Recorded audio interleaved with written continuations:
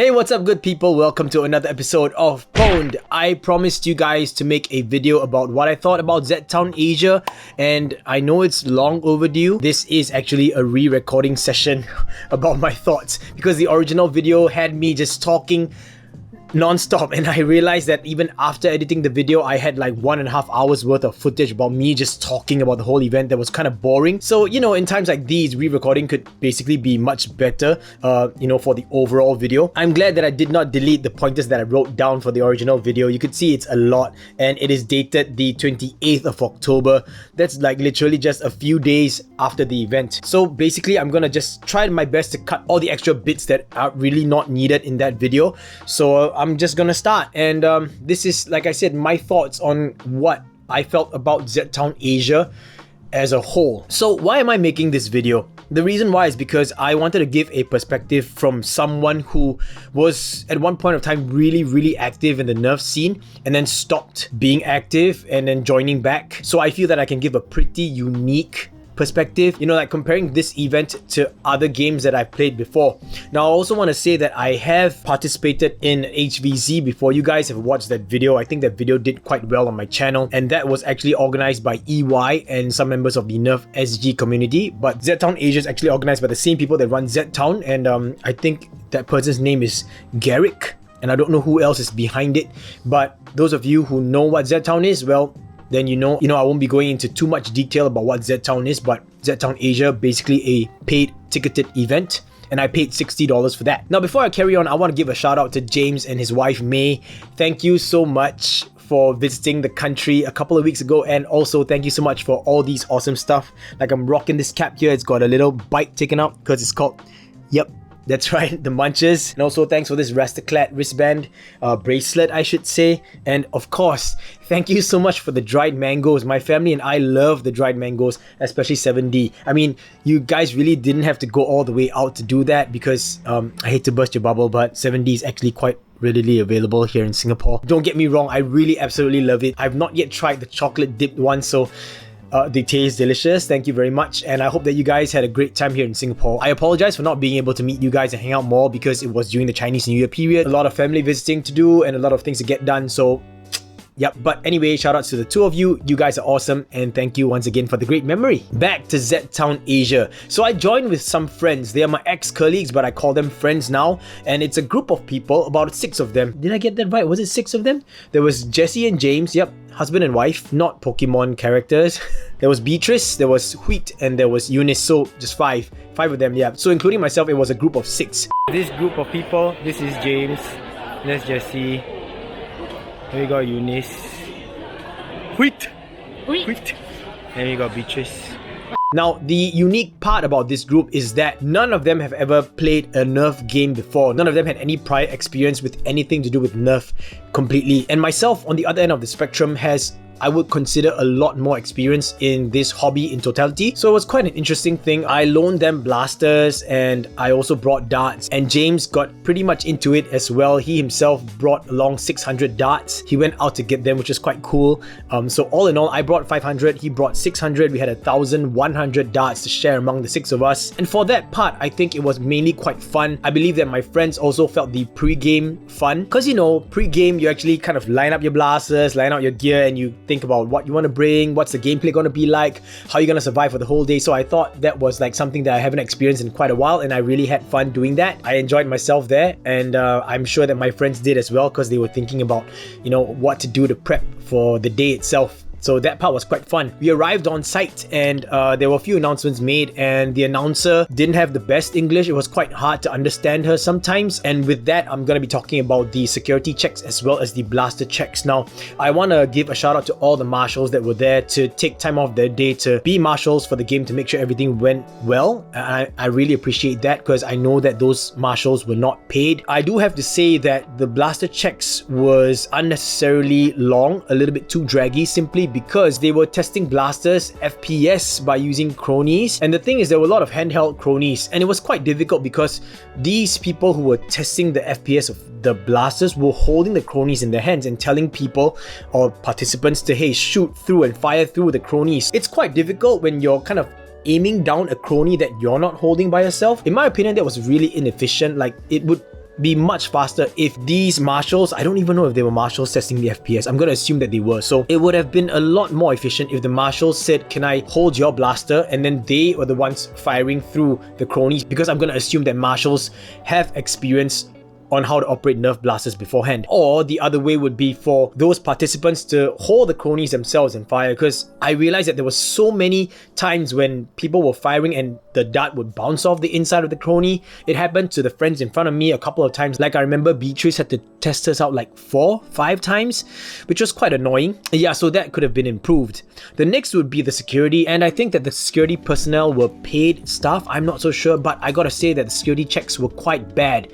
Now I went there with a backpack filled with like sock grenades, water, some basic first aid in case I fell down, got a scratch, power bank, some cables, and maybe this is out of a force of habit, but I also brought some screwdrivers. Now every time I attend Nerf games, I'll bring a set of screwdrivers in case I need to open up my blaster, so I did that, forgetting that this is going to be a purely stock game. I mean, even if it was a stock game and my blaster failed on me, having a screwdriver to open it up wouldn't really hurt, right? So I had a set of screwdrivers with me, and I also had my house keys, which are in a key bar. Now I like to keep my keys in a key bar, so my key bar was actually tucked in to one of the pockets on the inside of the bag. And then the security staff saw it and was like, excuse me sir, is this a Swiss Army knife? And I said, no, this is a key organizer, it is my house keys. And so he was skeptical about it. He was looking at it this way and saying, what is this? I said, this is a key organizer. So he asked the person next to him and said, have you seen this before? And I said, look, if you want, I could flip it out for you. And he was like, no, it's okay sir. And then he turned to another staff and asked, hey, have you seen this before? And I was right there saying, hey, you know what, I could open it for you. If you've never seen one before, if you never used one before, I could open it up for you. So that was honestly quite annoying. I mean, it was going to be really simple for me to just take out the keys like that, and then I could just show him in between and say, look, there's nothing else in there. But for him to just ignore my offer to open up the key bar and instead just ask his friends, who clearly also did not know what a key bar was, you know, it was quite annoying. But what happened next is the kicker, where he actually gave this back to me and then asked me, sir, do you have any Swiss Army knives with you? And I'm like, isn't that your job to see whether or not anyone could potentially have anything that would be dangerous to the game? So I said, no, I don't have any Swiss Army knives. And he was like, okay. He literally took my word for it without even checking my bag. Then I said, hey, I have a set of screwdrivers, is that all right? And then he said, oh no sir, the screwdrivers are not okay. And I'm like, wait, he didn't even find the screwdrivers at all. So this was like, to me, a big lapse in security. He didn't check my bag for Swiss Army knives. Instead, he asked me if I had any. He didn't check my bag to see if I had screwdrivers. I had to declare that I had some. And then what happened next was he asked me, hey, do you have any friends who are marshals that you could give these screwdrivers to? So if I did not have any friends who are marshals, then what would be the outcome of the situation? Do I have to throw my screwdrivers away? Do I have to surrender my screwdrivers and never get them back? Are they going to not offer to help me hold my screwdrivers? I don't know, but thank goodness I did have friends as marshals, so shoutouts to all of you guys, especially to you, Snowy, for holding my screwdrivers for me.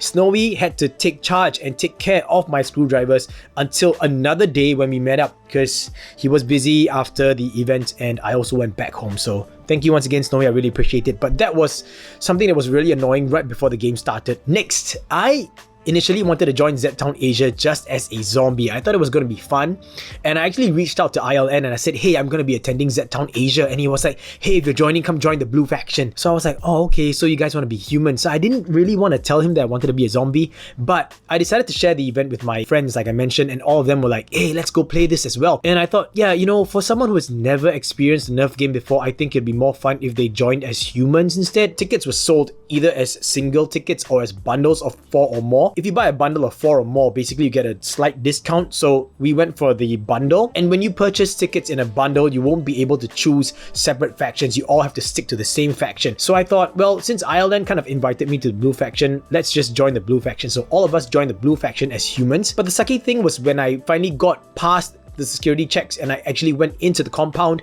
I met ILN and he said, hey, are you able to change your faction? And I'm like, why? So he said, well, we got bumped to the red faction. And we meaning like him, Gavin, Abner, Piggy, and a whole bunch of them. And I really wanted to play the game with them because they're like friends and I haven't really seen them in a long time. And they invited me to the blue faction. Now I understand that they were marshals for the earlier game. I played the evening game. As a trade-off for being a marshal, they would be allowed to play one of the games. So you marshal one, you play the other. They marshaled the earlier game, so they were playing the later game. But for them to be bumped off the blue faction into the red faction was kind of sucky because I went in with the expectation that I'll be able to play a game with my friends as well in the same faction. So that was also a little bit crummy. I don't want to make this a real gripe because they were technically playing for free as a sort of a reward for being a marshal in the earlier game. So I guess their registration weren't counted in the ticketing system. Yeah, that's what I want to say. So I can't really say much about that, but I do want to say that it kind of sucked right just before the game started. I was being told that I won't be able to play with my friends. Yeah, of course, I mean, I still get to play with the friends that bought tickets with me, but to not be able to play with all of the friends I was hoping to play with was a little bit crummy. Yeah. And we got a welcome pack, and the welcome pack was quite cool. It had a band with the color of the faction that you were in, so mine was like a dark blue faction band, I should say, as well as this pretty cool Zedtown Asia like a bandana made out of a dry fit material, which is quite awesome.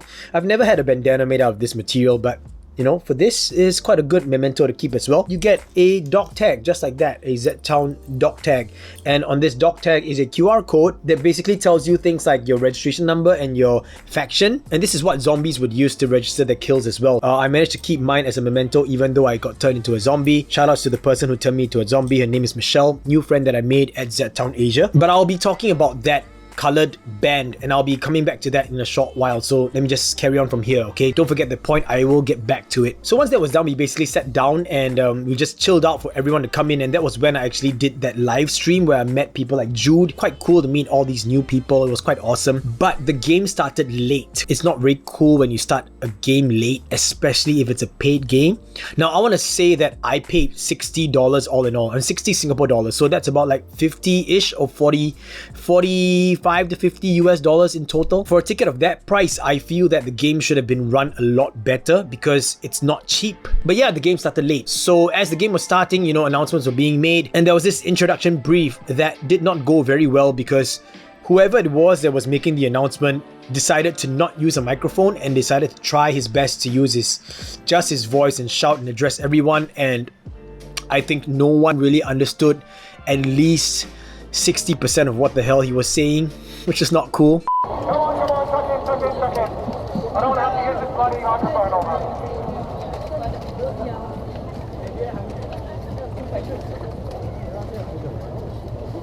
Okay, welcome to Zedtown. Can you all hear me? Yeah! Very good. Everyone who said no is fine. So, we are just going to go through a very quick briefing, but before we do that, we need you all to recite the Zedtown oath. This is very... So yeah, that kind of sucked. The main thing I want to say about this whole game is that it was really badly run. In my opinion, there was a lot of things that could have been done. I believe that they could have taken a lot of advice from the Nerf SG administrative staff as well as the community here, the people who run games here in Singapore. I found myself struggling to understand what was going on at any one point of time. I did my best and I went online to different websites. I watched different videos, various videos, and I could not find information about the game, the gameplay, the different missions, what they meant, and everyone was basically lost. Now the entire game saw the whole faction, or basically saw all the human players just asking each other like, what's going on now, what's going on now? So there were missions that you were supposed to fulfill. For example, capture flags, buy fuel, get the payload. Until today, I still don't know what they amount to. So I really wish that the missions were briefed clearly. I wish that when the game started, everyone who was searching for their faction base would reach there and then have the faction leaders who were NPCs just sit everyone down and give them like a 10-minute brief, like just a 10-minute run through. Instead of one single person trying to address everyone at the main area, just have everyone split up into their factions at the faction bases and then have that faction leader just addressing everyone, telling them like this is how the game is going to be played, what are different characters going to be like, what are the point of all the missions and things like that. And I'm saying this because the first mission was to collect flags and then you're supposed to keep them. The team that got the most number of flags would clear the mission. I don't know what exactly it was, but all I heard was that the team with the most amount of flags would win. Win what? I don't know. But my team had the most number of flags. We don't know why we were taking these flags. We don't know what they would be used for. And all we knew is that after we got all the flags, put them in one area and said, hey, now we're gonna have to defend the flags, not let other people from other factions steal the flags. So that was kind of funny, right? That was kind of strange. No one knew exactly what was going on. And you're supposed to use the app to kind of scan your missions, and I felt the app was really cumbersome. For some reason, I wasn't able to change missions even though the mission was over. I never knew when a mission started. I never knew when a mission was over. There was no one actually there to explain that every time you're done with a mission, you're supposed to end the mission. It seemed that I had to basically abort the mission. I need to scan. I can't scan shit. You can. No, I can't scan anything. Everything tells me it's an error. Yeah. Okay, just point me one. I'll scan for you. Okay, watch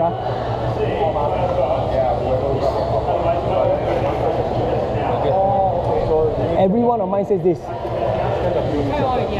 Every single one, yeah. So that was kind of shitty. I don't even know what all these achievements in the app would be used for, because clearly my team got the most number of flags, but I didn't get that achievement. So I don't know what that was for. The next thing is that I just was told that, you know, now we gotta go get fuel. I don't know why we had to go get fuel anyway. Okay, wait by 10, then by 20. And good work, guys. Really good. Good job. Small one gets 5. Alright, let's go. See what yellow's got. 30 minutes. Go take yellow. I love it. Let's go. So basically, I'm just gonna say that this is all in a nutshell. The entire game was just basically like that. No one knew what was going on. We knew that we were just running here and there, running around in a circle around the whole stadium and just listening to what the NPCs say and not really understanding why. We tried to ask, but all answers were pretty darn vague. We also approached some of the marshals, and maybe because the marshals were just marshals, they were not part of the game, so they could not offer any advice. I understood that. That was quite sucky. And through the course of the entire game, I only fired off about 12 darts, even though I had about 150 on me. Speaking of darts, if you guys are wondering, I brought the X-Shot Turbo Advance with me because this, in my opinion, is a great HVZ blaster. Full stock, removable drum, reloadable on the fly. Really awesome blaster. Glad that I got this, and shoutouts to ILN for suckering me into getting... Okay, well, ILN did not sucker me into getting this. We just hung out and then he said, hey, you want to consider getting this? And I was like, shit, seems like a good option. So I did. So anyway, thanks for hanging out, ILN. That was awesome. Sorry I couldn't play with you, man. Sorry you got bumped to the red faction and I had to stay in the blue one. Oh, by the way, you like my nudist beach t-shirt? Nudist beach. Now that I'm talking about gameplay and the sentiments of not knowing what was going on, let's go back to the earlier point when I was talking about the faction bands, right? So there were colors of the faction bands. There was a blue faction, there was a faction I was in, a red faction, and a yellow faction, also known as a gold faction. People couldn't really make up their minds, and also the zombies. So the zombies would be wearing green. Now, first thing I want to say is there was a discrepancy about the colors of the zombies. Some of them were wearing like a green that was of this color, like a lime green kind of thing, and some of them were wearing like a dark green. Okay, this really isn't that dark, but there were two shades of green basically, and it was quite confusing because a lot of people were mistaking this for possibly being yellow and this for possibly being blue.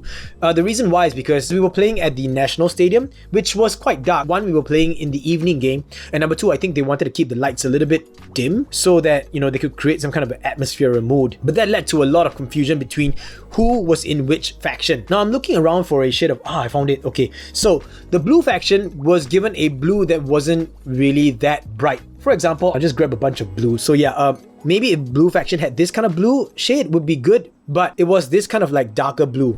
Can you guys see? I know it's Vaseline, but it's like, yeah, this kind of darker blue. So in that light, it's quite hard to identify who was in what faction. Also, another thing I want to say is that they should have made it a rule to put these faction bands around at the same spot for everyone. For example, it would be good if you could have the faction band around your arm instead of like anywhere anyone wanted. Some people had it around their wrists, some people had it around their heads, some people had it around their necks. I, for one, initially wore my band around the top of my cap.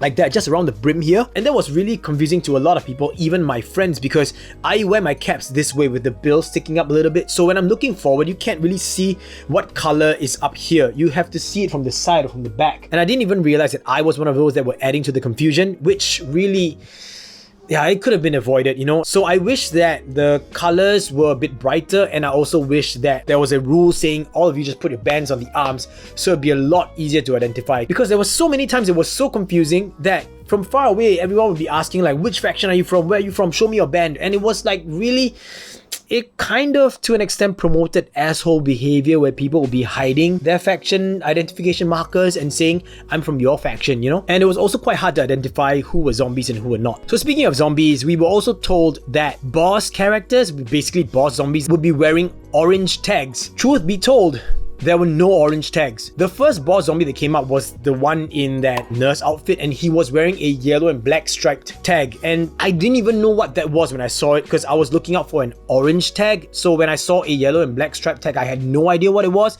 He was basically walking up to people, kind of challenging them to like come at him, like come at me, come on, fire at me, like that, because he couldn't speak. He was a paid actor, by the way. He was like like that. People were like firing at him and he could continue walking. That was how basically people found out that, okay, this is a boss character. So that kind of sucked. I wish that was done better. I wish that communications could have been clearer and say that it's either going to be an orange tag or a striped yellow and black tag. The whole thing was just so confusing the entire night. Now, since I'm talking about the boss zombies, as the game progressed, it eventually turned into a cat chasing mouse game. Like literally, you could see just hordes of people, and human players, by the way, not zombies, just hordes of human players just running around in circles, just trying to avoid the boss characters. It really became quite sucky because no one really knew if there was a way to stop them. Like for example, I heard rumors that a boss zombie could not be killed or stunned, but there are ways to stop the advancement of the boss zombies in your direction. That's just a pure rumor. I don't know what it was, but no one knew what was going on. No one was really understanding what the missions were for. No one understood what was going to happen next. No one understood any particular instructions that was supposed to be handed down. Everyone just saw boss zombies and people were like, the boss is coming this way, ah! And then someone would run, and because you would hear that from someone, you would just join them in that direction and just start running. So literally you could see people just running in gigantic circles around the stadium.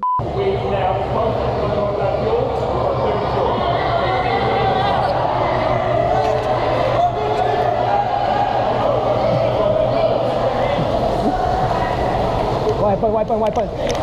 Reach out.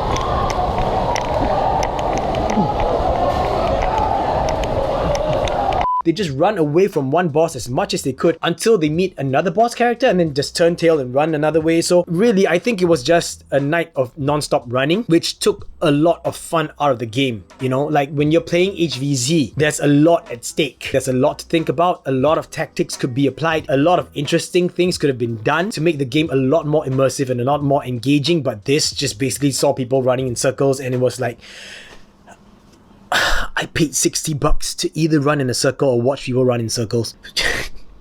Yeah. So I got turned into a zombie, and this was quite an interesting story. Now, I heard, unfortunately, news of people being quite dicks in the earlier game, where whenever you get tagged as a human, you would have to raise up your blaster and say, I'm tagged. Without being able to use your blaster, go back to your faction and spawn again. So that was a time when you were vulnerable, but there were cases during the earlier game of people, players basically, who weren't really nice and started to grab blasters out of other faction players' hands, saying that there's no rule that I cannot do that to you. And that was basically an asshole behavior. And I feel like, why do people gotta be so ugly? Like, why do you have to be such a dick? No one likes to be tagged, you know, but if you do get tagged, then just play the game, man. Just have some integrity and have some backbone and be a human being, you know what I mean? Like, don't ruin the game for everyone else, you know? It's just, yeah. But so yeah, how I turned into a zombie, or how I got turned into a zombie, was that I joined the bounty when he was leading a charge to the red faction. He got hit, and then he had to bend down on one knee, because whenever the bounty is hit, he has to basically crouch down. And if I still wanted the bounty to be in my faction, I had to bring him back to my team base. So I basically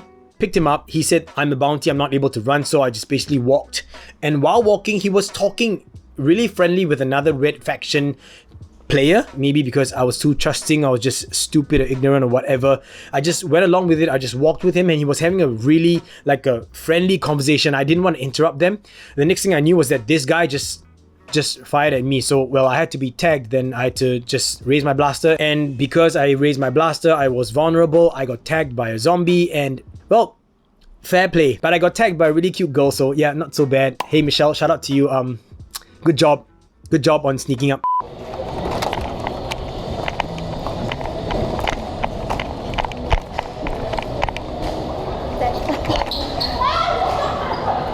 Now this leads me into another point. Michele actually got this kill, right? She got my kill, but she wasn't able to scan the dog tag, which is unfortunate. Why? So she had like troubles trying to register a kill, and I told her that, hey, you know, I want my dog tag back, so I'll just give it to you. You could return it to me after the game or something, I don't mind. But she had to bring this dog tag with her phone all the way to the technical help desk and get them to sort things out. I mean, she did try every way possible. She tried to key in the kill manually as well into the app, and it just didn't work. So I felt that the app was not as polished as it should be. It should be a much more robust app instead of being so clunky, since Zedtown has been out for quite some time. I have to put in your code. I cannot scan. Oh, why not? I don't know, mine doesn't work. BN BN 808 808 835. 835. Yep. Thanks. Cannot wait. I think you have to change your ID from dead to alive. Okay, let me Let's try again. BN BN 808. No, N. Yeah, correct. Then 808. Yep. Then 835. 835. Yeah. Go. I don't know how it works. Okay, good. I tagged him, so what am I supposed to do? She just can't scan. I'm turning zombie, bro. Oh, do I have to scan him? Yep. You have to. Yeah, but I declared dead. Right? Alright, please try scanning again on manually entering. So it was really troublesome for her, and I feel the pain of any other zombie players who were going through the same thing as well. It really sucks because the national stadium is actually quite big. The zombie faction base is at the bottom and the help desk is on top. You have to run all the way up just so you could register a kill for them, which really sucked. Okay, now I must say that when I got turned into a zombie, I felt liberated. Like finally, like I've wanted to be a zombie and now here's my chance. I turned into a zombie and I managed to get 5 kills, but I only got 4 registered, and I don't know why. I scanned all 5 of those dog tags, but I only got 4, which kind of sucked. Like, never mind, it's okay, not so bad. My friends got turned to eventually, except for Hweet. Hweet was the only one that survived. Shout out to you, Hweet. I'm proud of you for being able to survive. Yeah, I survived. I FOMO. Out of all 6 of us that joined, only Huiting was the survivor. She was the only one out of us. We had a good time. Got boost. And she's like, yeah. Rex Hardy at it again.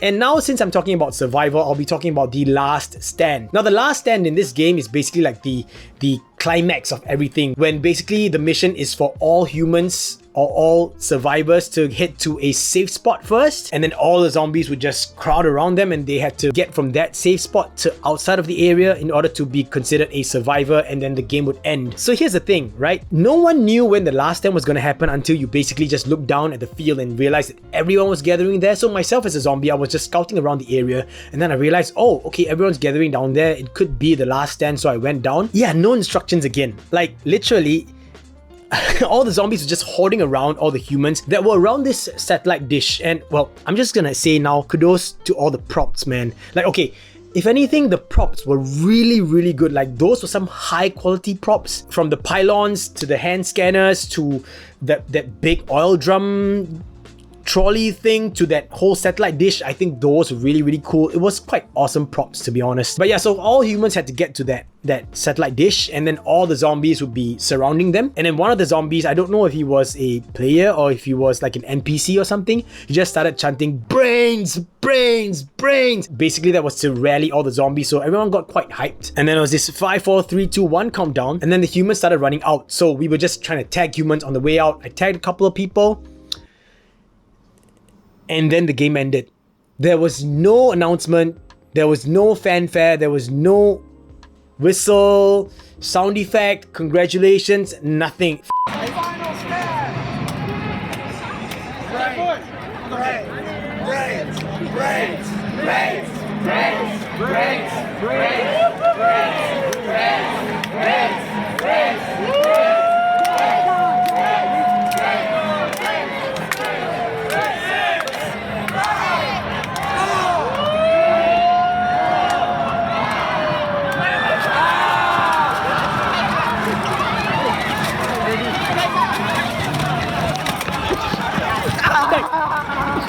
5, 4, 3, 2, 1, brah! Everyone started running and then finish. Super anticlimactic, and that could have been done so much better. If anything, the entire game was just watching people run in circles, people just figuring things out, the whole confusion of what's going on all the time. I don't know who to talk to. Is this NPC going to help me out? This is a boss zombie.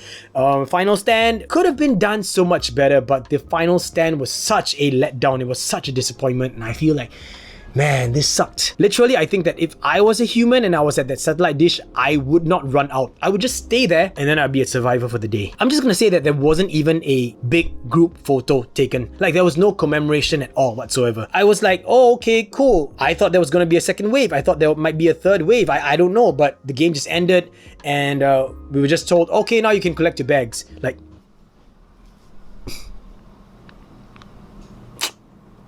yeah. Oh, speaking about collecting bags, I lost a dump pouch with a mag and a whole bunch of darts, and no one found it. No one returned. I think someone took it back home. Must be. Well, thank goodness it wasn't an expensive dump pouch, but I'm still feeling a bit salty about it. But yeah, I lost the dump pouch because I loaned Eunice a dump pouch and she left it with the baggage, and then they did not return it. So yeah, not blaming anyone, just salty about it. But yeah, okay. Now that the game is ended, there were some smaller nuances that I wanted to share that I kind of wrote down here and did not really talk about.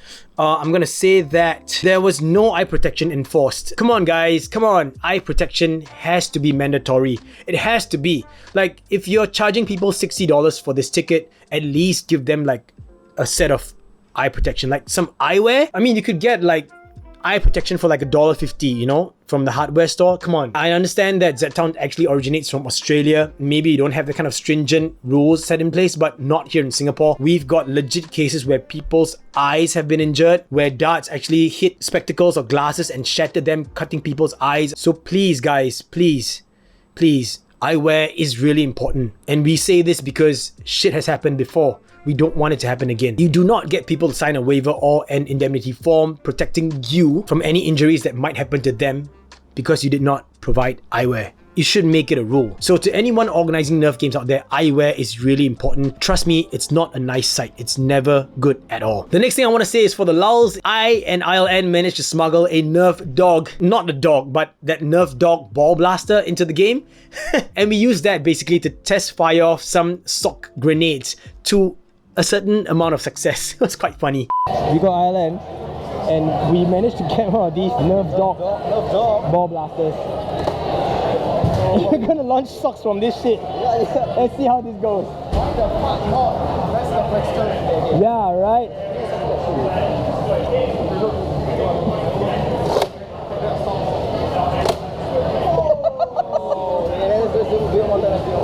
I'm gonna wrap this up. I've basically gone through most of the pointers that I want to say already. All in all, I felt like it was a very disappointing experience. But the interesting thing is that my friends said that they had fun. For people who have never played a Nerf game before, they were quite okay with spending that $60. They also said that if this was gonna be run again, they would probably join it again once more. For me, it's a no. Definitely a no. For $60, you know, comparing this to games that have been organized in the past for free, by the way, it just lacks so much. Like, it wasn't as immersive, it wasn't as interesting, it wasn't as engaging, it cost so much more. I guess it's because I've experienced really well run Nerf games before, so that's my opinion. I'm glad that overall my friends had fun. I mean, I can't deny that I had some fun as well. It wasn't that boring of a game, it's just it could have been run much better, you know. That's my 2 cents. Shout outs to all the marshals for the day, taking the time to make sure everything went well, and also the marshals were really doing their job, just walking around making sure everything was being run fine, no one was being dicks and no one was being,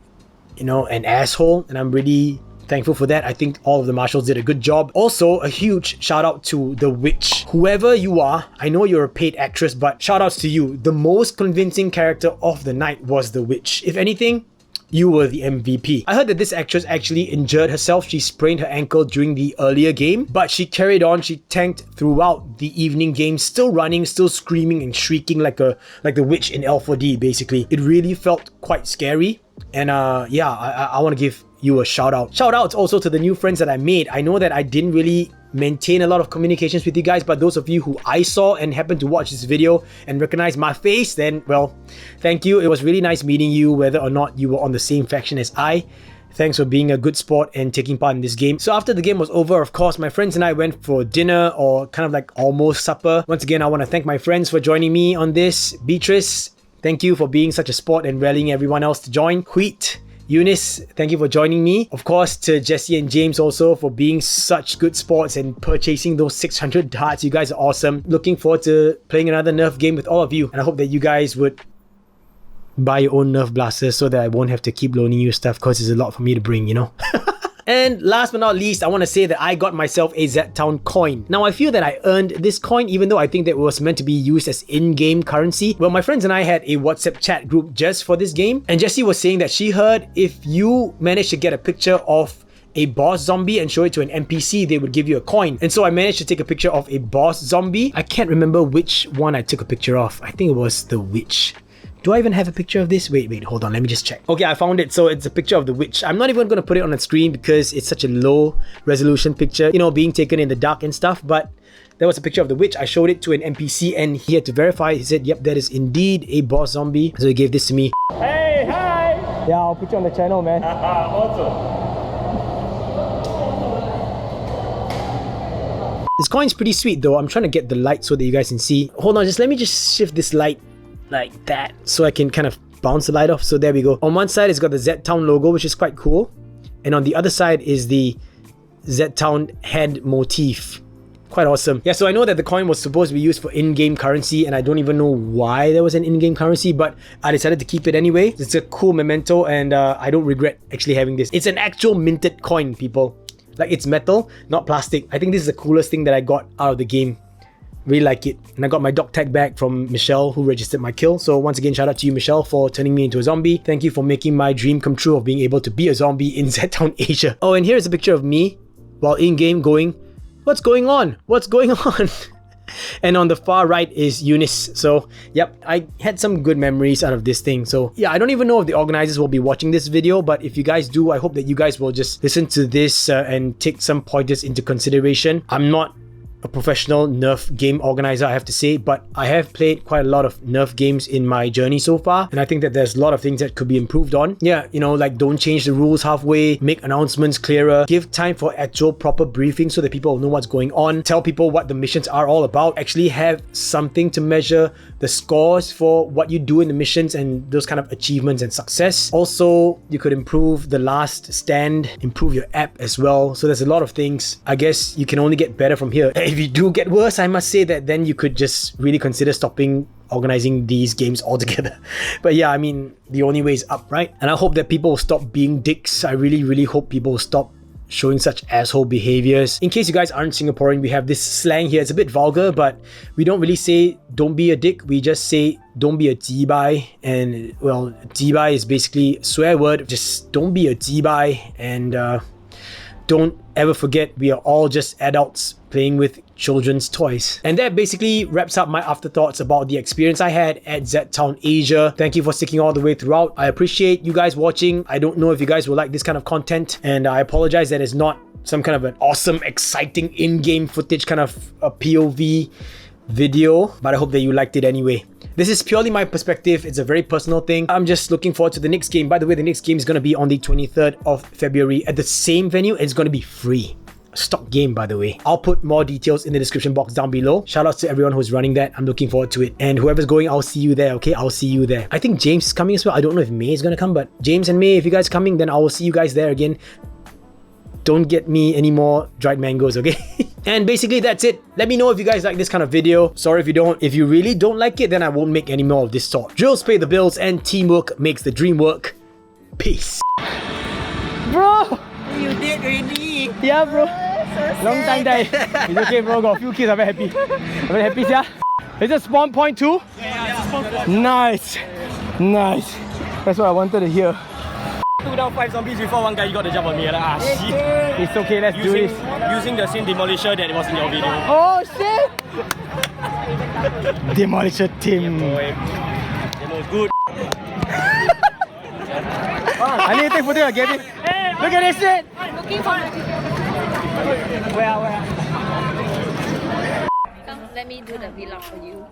Alright, so how do you feel about this game?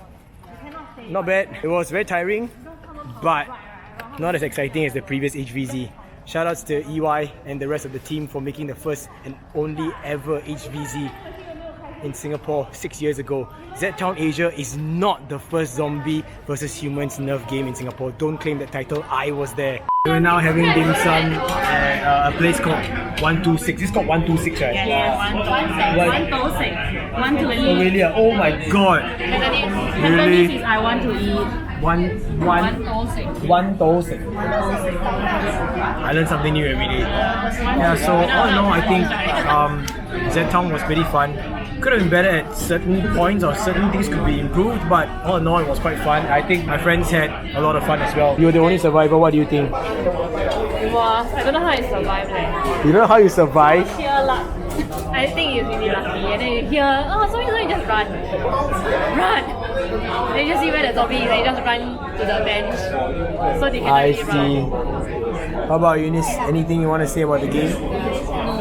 No? Her gun failed her. She was a good athlete. That's all I can say. I don't want to die. But you died anyway. I say how you die. She couldn't fire and then the zombie just... Fire, the bullet got stuck. Gosh. Recon Mark 2 fail on Eunice. How about y'all? Anything you want to say? What do you think about the game? It was fun. Yeah. We expect in Singapore, okay, I'll play again. Yeah. Nice. I survived until almost the last minute. She was the second last survivor. What happened? My bag was too big. Somebody tagged my bag. Oh She man. was 5 steps away from the safe zone with me. Oh man. That's And then I'm like, Jessie, no! Oh, fun, very stressed, very fun. very stressed? Why stressed? Because a lot of strategical things going on. I see. Yeah, then everybody like very sneaky, so very stressed. And then nobody I like see. talking out, you know. Like, everybody chong, so I just very stressed. It's a fun stress. Glad you had fun. Just don't chong. Yeah. Just boom.